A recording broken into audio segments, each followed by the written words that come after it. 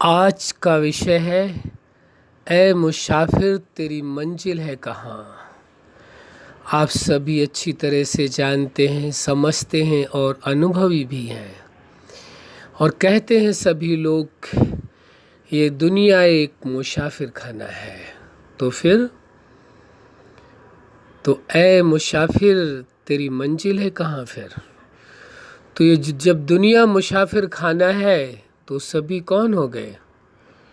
इस मुसाफिर खाने में सभी मुसाफिर ही हो गए। मुसाफिर का मतलब ही है कि जो यहाँ के रहने वाले नहीं हैं, कहीं और जगह से आए हुए हैं, उनको एक सीमित समय तक यहाँ रहना होगा और उस सीमित समय के बाद उन्हें अवश्य जाना होगा। मुसाफिर उसे ही कहा जाता है जो आता तो है लेकिन उसे जाना भी है, इसीलिए मुसाफिर कहा जाता है। तो आप ये अच्छी तरह से समझते हैं, जानते हैं और महसूस करते हैं। जब ज़्यादा से ज़्यादा लोग ये स्वीकार करते हैं कि दुनिया एक मुसाफिर खाना है, जब है ही मुसाफिर खाना, तो हम आप सभी कौन हुए? इस दुनिया रूपी मुसाफिर खाना में रहने वाले मुसाफिर हैं।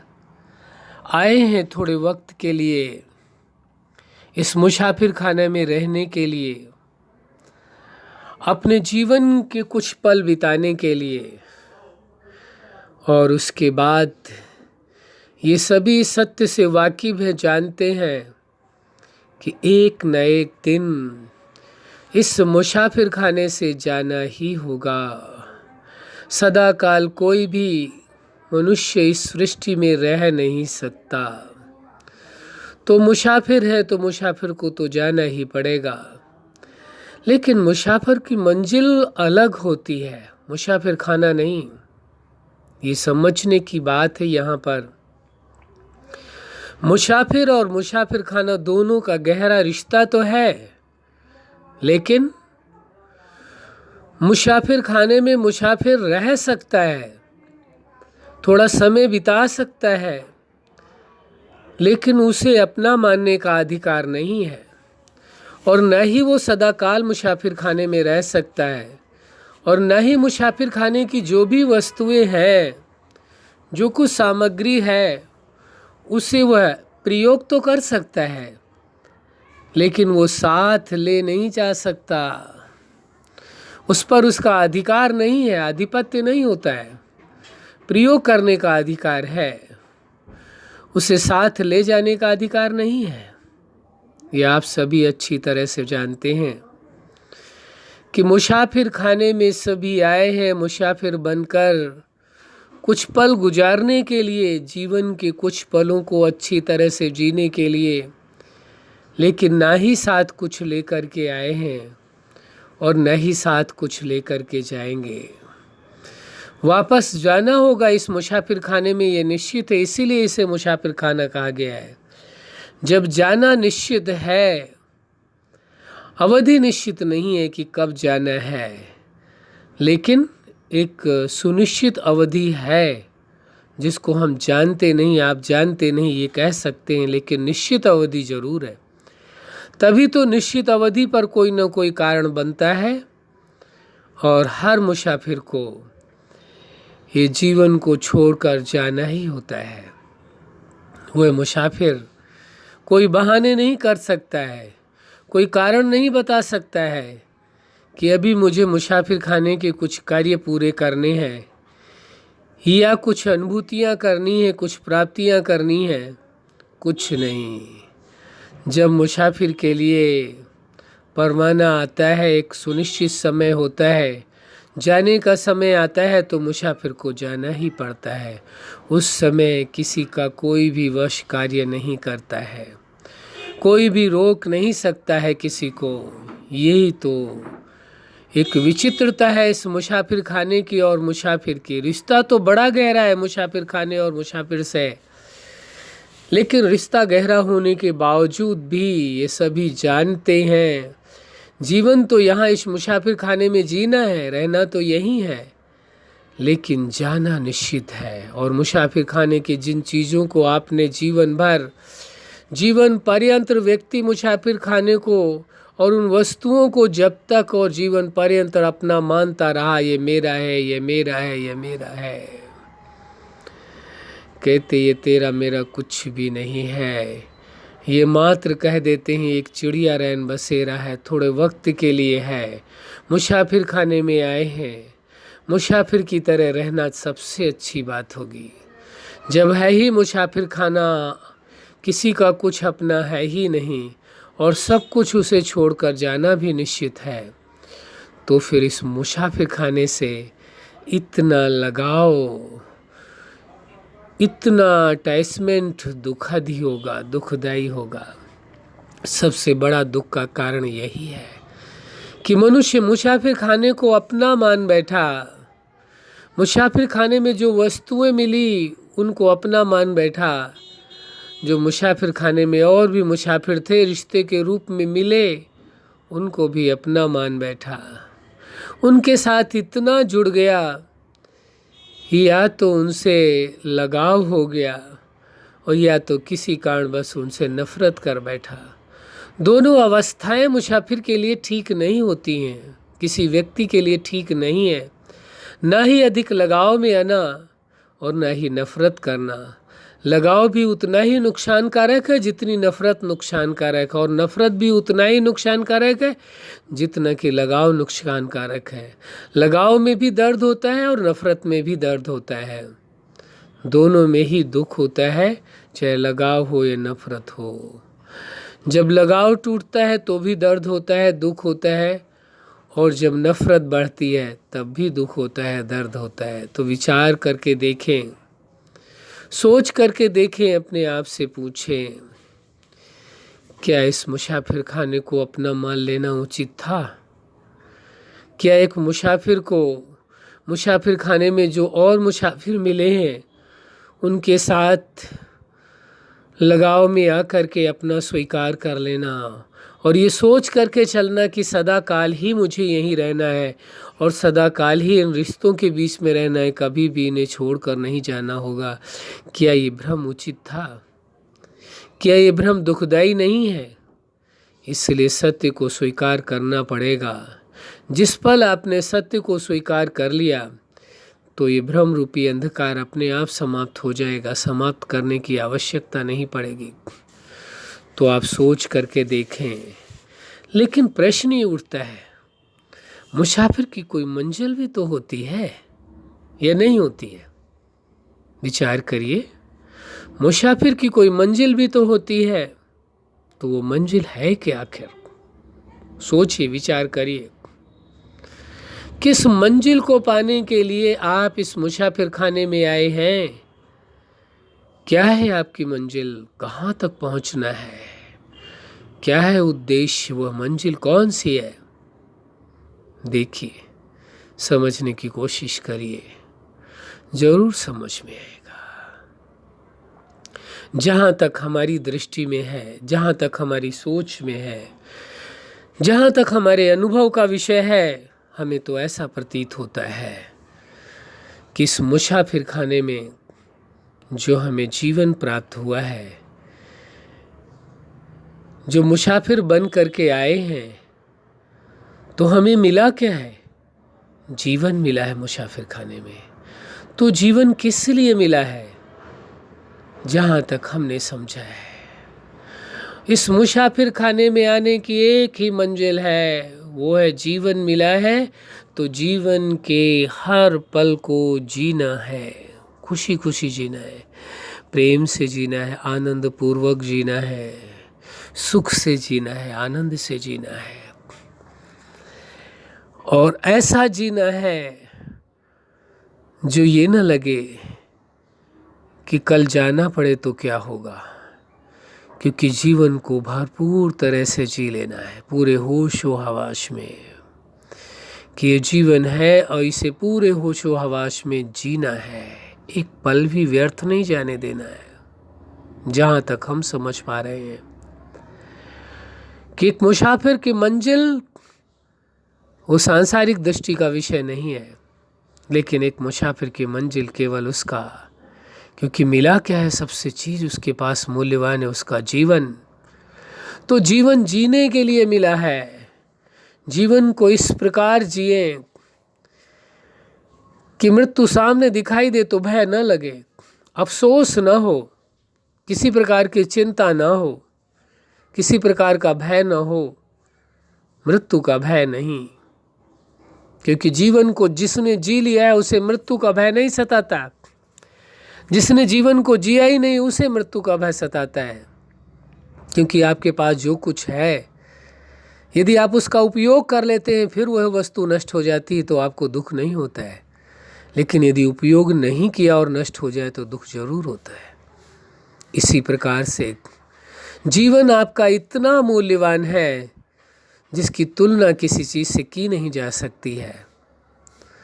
तो जीवन जो इतना मूल्यवान मिला है, यदि इसको आप पूरे ढंग से जी लेते हैं, होश के साथ, पूरी खुशी के साथ, पूरे प्रेम के साथ, पूरे आनंदमय ढंग से यदि जीवन को आप जी लेते हैं, तो जो कुछ आपको सबसे मूल्यवान प्राप्त है, मुसाफिर को एक जीवन है, तो जीवन को यदि पूरी तरह से आप जी लेते, इसका आप उपयोग कर लेते हैं। जब जीवन का आप उपयोग कर लेते, जीवन को अच्छी तरह से जी लेते हैं, तो फिर जीवन के समाप्त होने का भय समाप्त हो जाता है। क्योंकि आपको पता है कि आपने जीवन के प्रतिपल को अच्छी तरह से जिया है। अब मृत्यु का भय कैसा? वो तो सुनिश्चित है, वो तो हर कोई जानता है इस सच्चाई को।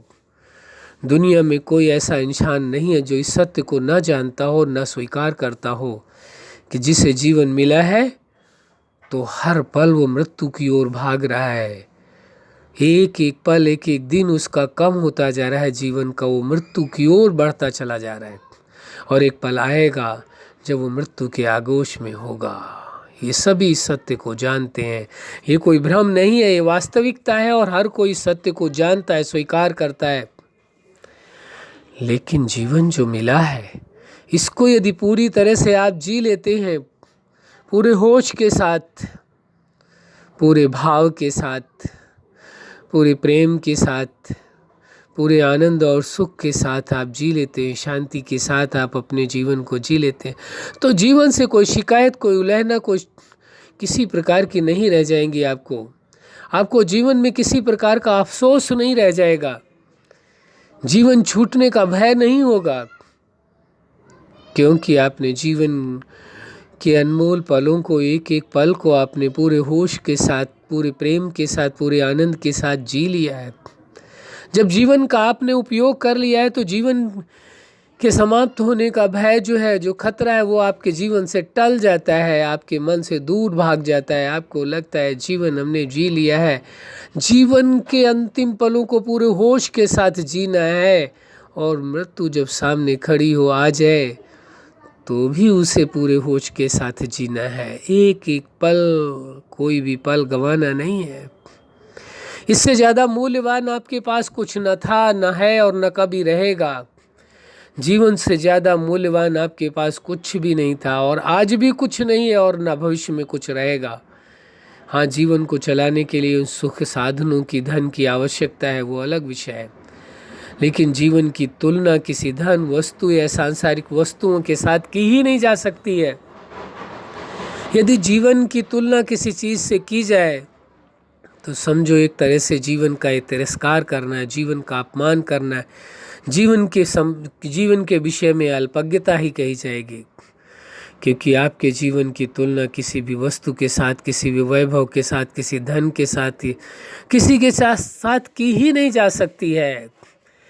ये करने का प्रयास ही गलत है। जीवन का कोई मूल्यांकन किया नहीं जा सकता है, इसलिए जीवन के हर पल को जीना होगा, पूरे होश के साथ जीना होगा। होश रहे, होशपूर्ण जीवन के प्रतिपल को जीना है, तब मृत्यु का भय समाप्त हो जाएगा। तो आप अपने आप से पूछें, अपने आप से बात करें, तो आपको पता चलेगा वास्तव में जीवन का कितना मूल्य है, क्या अस्तित्व है जीवन का। इसलिए विचार करें, अपने आप से बातें करें, फिर पूछें कि जीवन का क्या उद्देश्य था। जीवन को जीने के अलावा कोई उद्देश्य न था। तो फिर इस मुसाफिर खाने में मुसाफिर बन करके रहना बड़ी अच्छी बात है।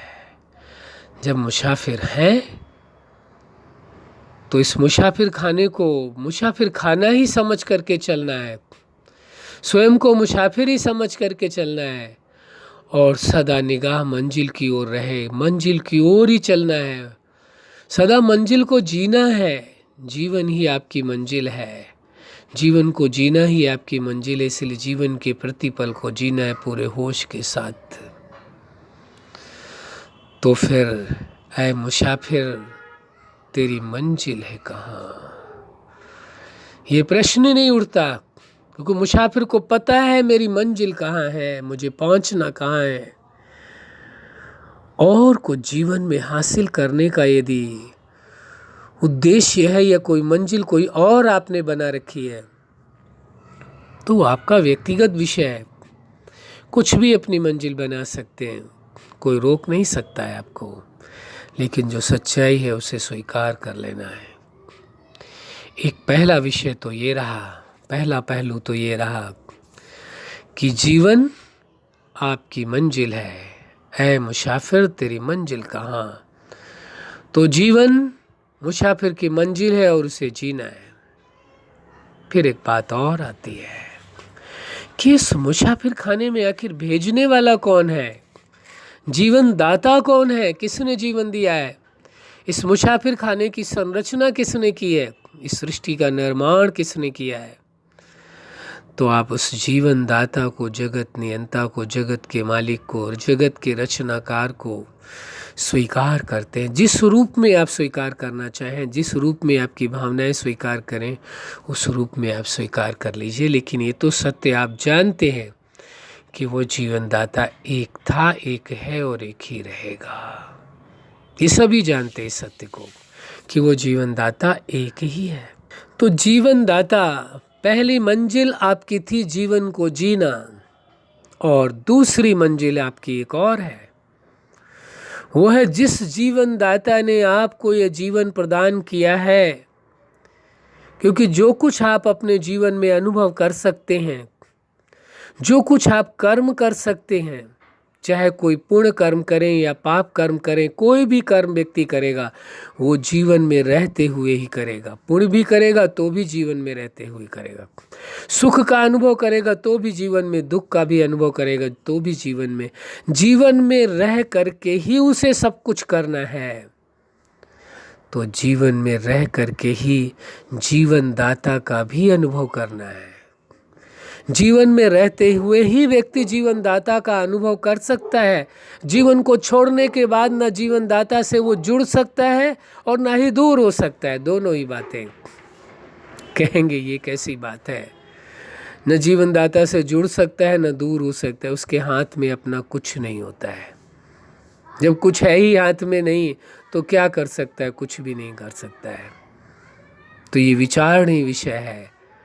दूसरा फिर लक्ष्य क्या है, दूसरा उद्देश्य क्या है जीवन का। पहला उद्देश्य जीवन को जीना, और दूसरा उद्देश्य जिस जीवन दाता ने आपको जीवन दिया है उसे जानना, उसे समझना, उसे अनुभव करना, उसके साथ सर्व संबंधों को निभाना और उसकी संपूर्ण प्राप्तियों को करना और उसके समान होकर के जीना। किसके समान होकर के? जीवन दाता के समान होकर के जीना। तो दूसरा उद्देश्य भी स्पष्ट होना चाहिए। कौन सा? जिसने जीवन दिया है जीवन दाता ने, उस जीवन दाता को जाने तो सही, समझे तो सही, देखे तो सही, आखिर है कौन, उसके पास क्या उपलब्धियां हैं, वो है क्या, आखिर उससे क्या प्राप्तियां की जा सकती हैं, कैसे उसके साथ मन को जोड़ें, जिसको कहा जाता है ध्यान कैसे करें, मेडिटेशन कैसे करें, योग कैसे करें। आप सभी को मालूम होना चाहिए, मेडिटेशन के 100 वीडियो पहले बना चुके हैं, वो आप देख सकते हैं कि ध्यान योग मेडिटेशन के। तो आपको ये विचार करना होगा, सोचना होगा और जीवन के इस दूसरे उद्देश्य तक भी पहुंचना आवश्यक है। दूसरी मंजिल है आपकी। पहली मंजिल को तो आपने यदि पा लिया, जीवन के हर पल को जीना शुरू कर दिया, तो दूसरी मंजिल है आपके सामने जीवनदाता को पाना, जीवनदाता की सभी विशेषताओं को अपने जीवन में अनुभव करना, जीवनदाता के समान बनना और जीवनदाता के समान हो करके जीवनदाता के कर्तव्य को करना। जीवनदाता ने आपको जीवन दिया है और उस जीवनदाता ने आपको मीडिएटर बनाया है कि उसकी संपूर्ण शक्तियाँ, संपूर्ण प्राप्तियाँ, संपूर्ण अधिकार, संपूर्ण खजानों के आप स्वामी बन करके, मालिक बन करके सारे जगत में मनुष्य हो या अन्य जीव प्राणी हो, प्रकृति हो, सबको बांटना, सबको देना। जीवनदाता ने आपको ये उद्देश्य दिया है, ये लक्ष्य दिया है, ये मंजिल है आपकी। जीवनदाता को पाना भी मंजिल है, जीवनदाता के समान बनना भी मंजिल है और जीवनदाता के कर्तव्य को करना भी मंजिल है। जो जीवनदाता ने लक्ष्य दिया है कि जीवनदाता समान बन करके सारे जगत में वो प्रकाश फैलाना है, वो रोशनी फैलानी है, जिससे अंधकार सदा सदा के लिए दूर हो जाए और सभी का जीवन खुशियों से भरपूर हो जाए, शांति से भरपूर हो जाए, आनंद से भरपूर हो जाए, दया, क्षमा, कृपा से सबसे भरपूर रहे। लगे उस व्यक्ति को हाँ जीवन है, महसूस हो उसे, और जीवन दाता के साथ सर्व संबंधों का अनुभव करे, बड़ी समीपता का अनुभव करे। पहली मंजिल तो उसकी जीवन को पाना है, जीवन का अनुभव करना है, और दूसरी मंजिल है जीवन दाता को पाना है और उसकी अनुभूति करनी है। ये आप बड़ी सहजता से कर सकते हैं, आपके लिए कोई मुश्किल नहीं है, केवल आपके इरादे का विषय है। जब आपने इरादा ठान लिया तो आपके लिए मुश्किलें आसान हो गई, जब आपने इरादा छोड़ दिया तो सहज बातें भी आपके लिए मुश्किल हो गई। यह आप पर ही निर्भर करता है, किसी और पर नहीं। कोई और इसका गुनाहगार नहीं है, कोई और इसका कारण नहीं है। आप यदि जीवनदाता को पाना चाहते हैं तो कोई भी दुनिया की ताकत नहीं है जो आपको रोक ले, क्योंकि सिद्धांत कहता है जहाँ चाह है वहाँ राह अवश्य मिल जाएगी, अवश्य कोई ना कोई मार्ग प्रशस्त हो जाएगा आपके लिए। लेकिन यदि चाह ही नहीं है तो कोई कुछ नहीं कर सकता। देख लीजिए आपके जीवन का क्या उद्देश्य है, जिंदगी की क्या मंजिल है। पहले जीवन के हर पल को जीना, और दूसरा है जो जिसने जीवन दिया है उस जीवनदाता के साथ सदा जुड़ करके रहना। किसके साथ? जीवनदाता के साथ सदा जुड़ करके रहना, जीवनदाता का संपूर्ण अपने जीवन में अनुभव करना, संपूर्ण प्राप्तियों को करना, सर्व संबंधों का अनुभव करना, जीवनदाता के समान हो करके रहना, और जीवनदाता ने जो लक्ष्य दिया है कि जीवनदाता का कर्तव्य करना, तभी कहा जाएगा कि वास्तव में ऐ मुसाफिर तेरी मंजिल कहाँ है। मुसाफिर तेरी मंजिल कहाँ नहीं है, मुसाफिर तू अपनी मंजिल पर पहुंच गया। अपने जीवन को जीना, और दूसरा जीवनदाता समान बन करके जीवनदाता के कर्तव्य को करना। उसे कहेंगे कि जीवनदाता ने जो लक्ष्य दिया, उद्देश्य दिया, उसे आपने अपने जीवन का उद्देश्य बनाया, उसने आपको मीडिएटर बनाया ताकि संपूर्ण जीवनदाता की प्राप्तियों को आप सारे संसार को, समस्त जीवों को और प्रकृति को भी आप बदलने के कार्य में सहायक हो सकें। ये जीवनदाता की चाहत है, आपसे उम्मीद है, आश है। तो क्या जिसने आपको जीवन दिया है, क्या उसकी उम्मीद पूरा करना गर्व का विषय नहीं होगा? सबसे बड़े गर्व की बात होगी, जिस जीवनदाता ने जीवन दिया है, आपका जीवन उसके काम आ गया। किसके काम आ गया? जीवनदाता के काम आ गया। जीवनदाता के साथ आपने हर संबंध का अनुभव किया, कोई ऐसा संबंध नहीं रहा जिसका आपने अनुभव न किया हो। वही अनुभव आपको जीवन में सफलता की ओर ले जाता है। आपको महसूस होता है कि जीवन में आपको सब कुछ मिल गया, कुछ भी पाना शेष नहीं है। किसी से कोई शिकायत नहीं, किसी से कोई घृणा नहीं, किसी से कोई नफरत नहीं है, बस सबसे केवल प्रेम ही प्रेम है। क्यों? क्योंकि आपने जीवन को भी पा लिया, आप अपने जीवन की मंजिल को पा लिया और जीवन दाता को भी पा लिया और जीवन दाता की कर्तव्य को भी पूरा किया। इससे बड़ी कोई बात नहीं हो सकती है। अच्छा, आप अपने जीवन के हर लक्ष्य में सफल रहें।